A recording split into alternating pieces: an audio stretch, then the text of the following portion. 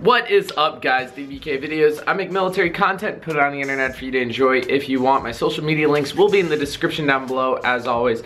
You guys notice I'm growing out a stash, alright? Alright, I know it's going to be addressed in the comments. I'm going to now. We're 4 days strong. It's going to look better soon. Today is a more interesting video topic, military inventions that were then later used for civilians. I'm sure I'm going to find a better title than this.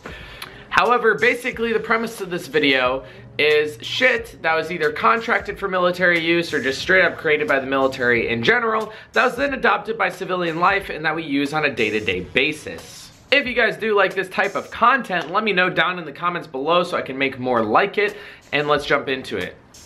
First off, walkie-talkies. You guys know those little things you played with as a kid? This is probably the most obvious one that the military made. However, back in 1940, they signed a contract with Motorola, right? That's, boof, who even uses that anymore? Apparently people with walkie-talkies. they contracted them, and why it's called a walkie-talkie is because it was a two-way portable radio that you'd wear in your back like a book bag. You'd walk and talk with it. Nowadays, you can find walkie-talkies for like 10 to 15 bucks at pretty much any Walmart and or any other convenience store.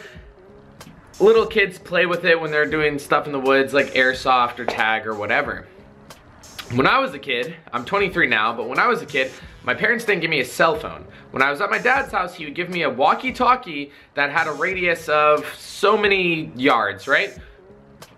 It was enough to go to the pool and enough to go to this like park where I'd play, and I could walkie-talkie check in with my dad. Nowadays, you can walkie-talkie for miles on end. Super glue. Wow, super glue. Yeah, super glue. So in 1942, a chemist was trying to figure out something for the US Army to adhere stuff to other things. However, because it was not for practical use of taking things on and off in the military, they stopped using it. A couple years later, I believe in 1952, it came out on the market and civilians were like, wow, super glue. Wow, super glue. I think my favorite story with super glue is back when I was in high school. After a party, I was knocked out. When I woke up, I slept over with my friends. When I woke up, I had beer bottles glued to my forehead and all my toes were glued together. Now, Elvis and Michael, shout out to you guys. Pretty sure Gerald was there too, but I think it was Elvis and Michael who really went through with gluing my toes together. Yeah, that hurt really bad. You guys ever let super glue set on something for like 16 hours? Yeah. You ever wake up and try to step and your toes are like this? Next up is duct tape. If you guys don't know what duct tape is, it's basically this long, it could be a variety of colors, normally silver, long tape that adheres to everything, and we use it a lot in the military. Originally, back in World War II, they were using duct tape to close off ammo cans for all service weather functions and then be able to be torn off by an infantry's bare hand. Later on after the war, it became a practical use. In the war, it didn't have the name duct tape. When it became practical use for civilians to use, often it was used to seal off air ducts in their house. So that's how it got the name duct tape, air duct. Duct tape. Wow, we are learning so much. Hey, bud. Down. So, silly putty. Stay with me. 1943, an engineer was trying to find a substitute for rubber, which was apparently at high demand during the war. While trying to find the substitute for rubber, he accidentally made silly putty. Later on, because there was no real practical use for silly putty in the war, it just kind of got tossed aside, went back to the civilian sector, and then they started putting it in eggs for kids. Imagine if, like, I don't know, 5.56 rounds. Oh yeah, these are no good. They didn't make a gun to accept 5.56 rounds. They're like, yeah, I can't even load it. Throw these back to the kids in shapes of eggs. Yes, that's a joke. It's a joke. Everyone's like, why would they do that? Yeah, I know. Wow, you're so smart, YouTube, so smart. Jeez. Last time I tried telling a joke.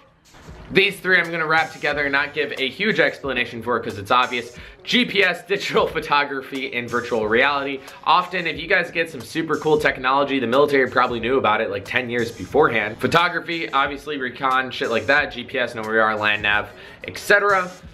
Virtual reality was originally intended for soldiers to like recognize a battlefield. So instead of putting soldiers in to a place right away, instead of inserting people into Fallujah, you would insert a reconnaissance team into Fallujah first. They would get all the digital images they need of Fallujah. Then they can do a virtual reality walkthrough with every soldier who's gonna be there. That was the intent of virtual reality at first, and then it kind of just got adopted by everyone else. But yeah, it was originally meant for soldiers to kind of go through it. Which is weird because it still kind of has practical use with the Wounded Warrior Society, which are mostly PTSD veterans and are along the lines of that. And they can use virtual reality to replay their like war stories or simulations to help them get through their psychological hardships. Jet engines. So before you just had like these little dinky planes, jet engines were created to help the war fighting capabilities of Nazi Germany. Now, obviously, Nazis, right? But some of their inventions and some of the things their scientists did was able to be built off of, and now we have a greater advance in technology. Again, don't get me wrong, Nazis. Next up is epinephrine injectables, EpiPen. As you guys might know, there's a huge problem that made the news a couple years ago. The guy that created EpiPen pretty much raised the price of it. Now it's like $300, whatever. And the huge debate is like, oh, some of my kids who's allergic to whatever can't get Epi. Cops don't carry around Epi because it costs too much, but then they carry around narco for these, you know, these drug addicts on the street ODing. And that was kind of like the toss-up. However, it was originally intended for soldiers who were going into CBRN environments, chemical, biological, radiological warfare environments, and they can pop it out of their kit and inject it. We still carry it in our kits. I carry it in my med bag. I have like 3 or 4, and now you guys can just get it out in the civilian sector for apparently lots of money. Freeze drying. If you guys know what Dippin' Dots are, those are freeze dried, and the military actually created that before it even became like a thing for ice cream. And you might think, oh, for food? Nope, medical equipment. World War II, we would freeze dry medical stuff. I'm assuming stuff like, I don't know, ibuprofen. I'm sure it stayed the same since then. If you guys don't get that joke, went over your head. In the military, ibuprofen cures everything. It's true. You got cancer, ibuprofen. Leukemia, you name it, ibuprofen. Boom. Unless you are dental class 4 and you need your wisdom teeth removed, because, man, you need instant surgery for that. If you guys liked this, please leave a like. Hope you guys enjoyed the video. I'm gonna check out if you guys have any inventions that you know off the top of your head that I missed. Please comment down below, let me know, and let me learn you something. Teach me, learn.